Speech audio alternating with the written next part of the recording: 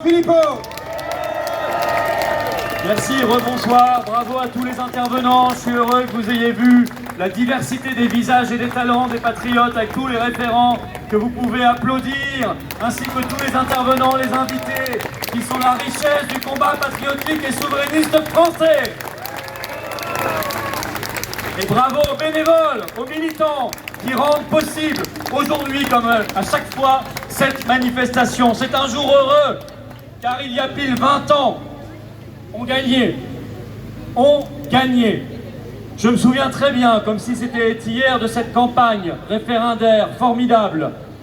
Moi, j'étais étudiant et hors de tout parti politique, eh bien, je passais le plus clair de mon temps, le jour, la nuit, à coller des affiches, à distribuer des tracts. J'avoue que pendant cette campagne référendaire, même si mon père est là, j'allais moins en cours dans l'école de commerce où j'étais et je passais plus de temps à faire campagne avec quelques camarades pour défendre le non. Le non qui était un non à l'UE et un grand oui à la France. Je me souviens très bien de ce 14 juillet 2004, quand Jacques Chirac avait alors annoncé lors de l'allocution du 14 juillet qu'il y aurait un référendum sur la Constitution européenne. Une divine surprise. Je me souviens que je m'étais alors tourné vers le camarade qui regardait alors la télévision avec moi et je lui avais dit « Ce référendum, je vais te le gagner, on va le gagner et on le gagnera et on l'a gagné !» Et nous disions « Cette fois, c'est non !» parce que nous voulions laver l'affront de Maastricht en 1992. J'avais même créé un blog qui s'appelait « Cette fois, c'est non !» qui avait eu un certain succès, qui avait été repéré par France 2, ce qui m'avait permis de faire ma première télévision. C'était un 1er mai, le 1er mai 2005, 4 minutes au 13h de France 2. J'étais alors un jeune du non face à un jeune du oui. Et c'était un moment intéressant. Quelle campagne! Les Eurogagas de l'époque déjà avaient fustigé le choix du référendum en disant « C'est un sujet beaucoup trop compliqué, les Français n'y comprendront rien, ils ne répondront pas à la question, bla bla bla bla bla, mensonge !» Au contraire, pour ceux qui ont vécu cette campagne, ils le savent, les Français s'étaient passionnés pour le sujet, ils s'étaient jetés sur le texte de la Constitution européenne, ils l'avaient lu, ils l'avaient disséqué, et ils en avaient compris l'arnaque. Et semaine après semaine, le non montait dans les sondages, passant de 35% en mars 2005 à 55% dans les urnes le 29 mai. Alors ne les croyez pas non plus aujourd'hui quand ils vous disent que le peuple serait incapable de comprendre les grands enjeux, les grands sujets qui concernent notre pays et notre avenir, que ce serait une affaire d'experts. Mais quels experts? Ceux qui ont créé 3300 milliards d'euros de dettes? Ceux qui nous ont fait dégringoler plus bas que jamais? Mais moi je n'en veux pas de ces pseudo-experts, je veux qu'ils s'en aillent tous. Nous sommes le peuple et le seul souverain. La réalité, c'est que quand on parle aux Français de la France, ils se passionnent. Quand on parle aux Français des vrais sujets, ils les dévorent. Quand, eh bien, nous faisons résonner la souveraineté, la liberté, l'espérance, l'avenir et la France libre comme le meilleur chemin à prendre, les Français le prennent.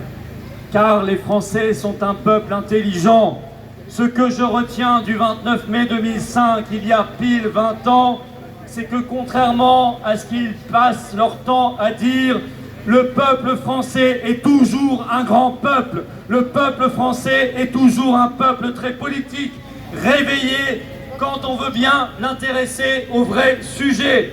Le peuple français doit être considéré comme tel, c'est-à-dire un peuple majeur, capable de prendre en main ses propres affaires et son propre destin. C'est là qu'il est le plus brillant et le plus résolument patriote.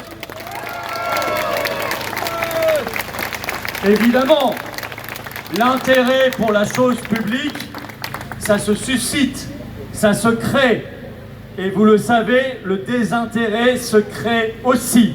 Et c'est ce qu'ils font depuis des années et des années. Car ce référendum, évidemment, a traumatisé la caste qui, vous l'aurez remarqué, n'en a plus jamais fait devant. Les Français qui ont aujourd'hui moins de 38 ans n'ont jamais une seule fois de leur vie été convoqués aux urnes pour un référendum. Rendez-vous compte de cette folie. Et après, on dit que c'est une démocratie, quelle blague! Je retiens de ce 29 mai 2005 que l'amour de la France et sa liberté surpassent tout. Je retiens que quand on explique aux Français ce qu'est vraiment l'Union européenne, eh bien, ils la détestent et ils la rejettent formellement. 55% de non, avec 70% de participation. Après 3 mois de débats effrénés, c'était sans appel, clair, net et précis. Nous sommes ici réunis à Paris pour le dire, comme ils le sont aussi actuellement à l'appel des Patriotes à Strasbourg, à Clermont-Ferrand, à Besançon, à Saint-Denis-de-la Réunion, à Lyon, à Nîmes, à Argentan, à Troyes et bien sûr à Paris. Alors il y a la lumière du 29 mai 2005 et les ténèbres du 4 février 2008, quand à Versailles, réunis en congrès, les parlementaires ont majoritairement ratifié le traité de Lisbonne, copie conforme à 99% de la Constitution européenne. C'était sous Sarkozy, qui, sur la balance de la haute trahison, fait à peu près l'équilibre avec Macron.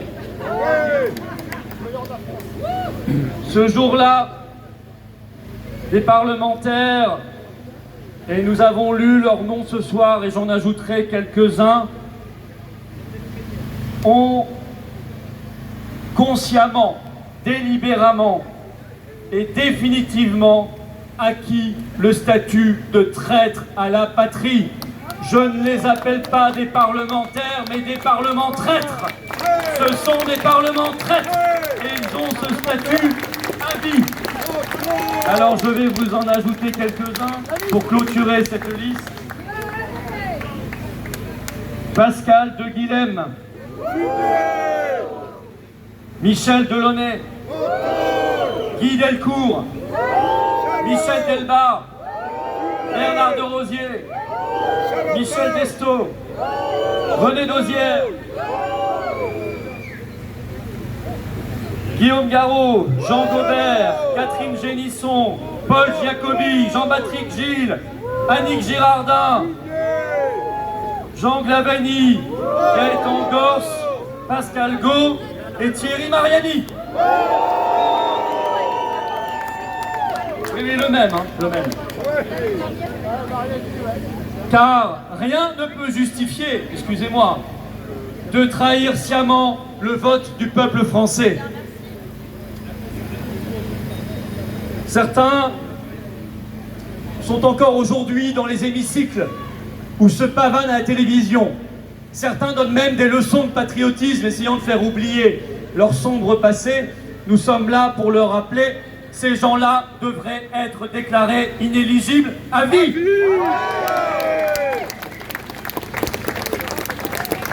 De ces ténèbres, il est temps de revenir à la lumière. Car oui, mes chers amis, 20 ans après, c'est toujours non. Et plus que jamais non. Puisque l'Union européenne, c'est l'euro, c'est le Mercosur, c'est le pacte migratoire, c'est Pfizer, c'est Moderna, c'est McKinsey, c'est Schengen, c'est le marché européen de l'électricité, c'est l'escrologie, ce sont les NFE et les DPE, c'est l'euro numérique, l'identité numérique, le Pfizergate, la corruption, la mort de nos paysans, la désindustrialisation, la ruine, parce qu'il faut augmenter les salaires régulièrement de tous ces technocrates et qu'il faut payer les nouveaux pays d'Europe de l'Est. C'est l'élargissement sans fin et c'est même maintenant la guerre, on le voit. Eh bien, avec tout ça, ça serait plus 55% de non aujourd'hui, mes chers amis. Ce serait 70, 75, 80, 90% de non. Le peuple français uni dans le non et pour le oui à la France. Comme le disait André Malraux, l'homme libre dit non quand l'esclave dit oui. Eh bien, pour nous, c'est non, non, non et toujours non. Brexit, Brexit, Brexit, Brexit. Nous exigeons un référendum justement sur le Brexit. Nous exigeons l'impossibilité à l'avenir de modifier la Constitution autrement que par référendum, ce qui rendra impossible la réitération de la trahison de Lisbonne. Et évidemment, la récente décision de justice contre Ursula von der Leyen dans l'affaire des SMS et du Pfizergate montre qu'il est utile de se battre, qu'il y a des victoires au bout du chemin. Cette femme doit finir en prison avec ses congénères, alors que nous, le peuple français, nous devons sortir de la prison européenne. J'en appelle à toutes les composantes du peuple de France, tous les souverainistes sans exception bien sûr, les paysans, les ouvriers, les fonctionnaires, les patrons, les étudiants, les artisans, les commerçants, les cadres, les artistes, les étudiants, les ingénieurs, les soignants, les médecins, nos forces de l'ordre, nos militaires. Et je leur dis de se mettre au service de leur vrai chef, c'est-à-dire le peuple de France, le seul souverain, celui qui détermine la voie à suivre. Car nous n'avons plus des années et des années. C'est maintenant que nous devons mener le combat vital pour la France et sa résurrection, pour notre France qu'on aime, notre belle France, notre France éternelle. C'est maintenant qu'il faut mener ce combat vital pour la France libre. Évidemment, je suis heureux de voir que des militaires ont récemment publié cette tribune par centaines pour le rappeler et pour courageusement appeler le peuple de France à se réveiller, comme le disait Myriam juste avant moi.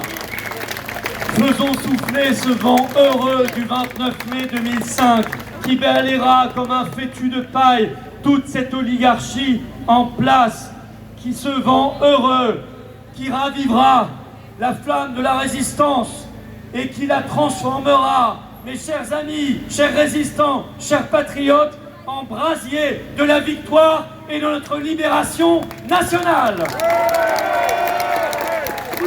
À bas l'Union européenne et vive la France libre. Brexit, Brexit, Brexit, Brexit, Brexit,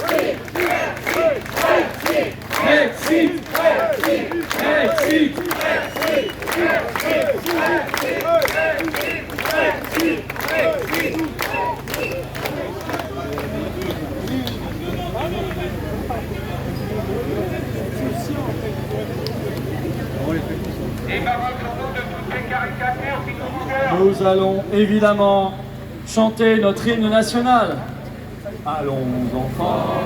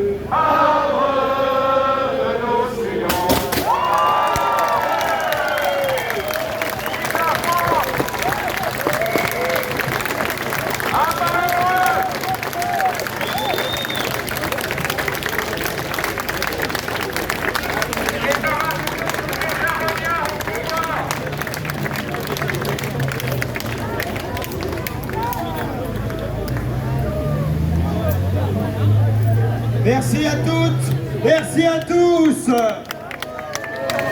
Comme d'habitude, on peut féliciter et applaudir très fort tous les bénévoles, tous ceux qui ont participé à l'organisation de ces 20 ans du référendum victorieux qui a bouté l'Europe hors de nos vies temporairement. Bravo également aux référents qui ont organisé des manifestations du genre dans toute la France. Applaudissons-les très fort. Bravo à ceux qui ont fait de la route. Comme d'habitude, vous avez un stand